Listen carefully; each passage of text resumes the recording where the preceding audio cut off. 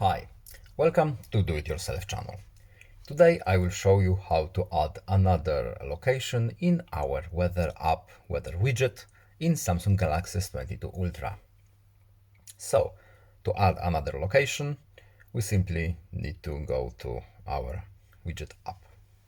Then we have to go here and manage locations is right here.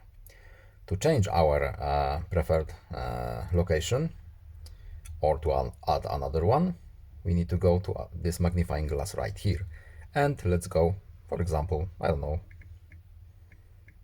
to London, England, United Kingdom. Yes, please. Add location.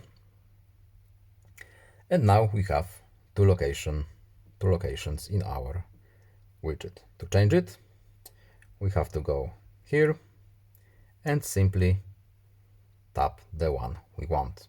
And that's it. I hope this video was helpful to you. Please leave a like and subscribe. Have a nice day and see you in the next video. Goodbye.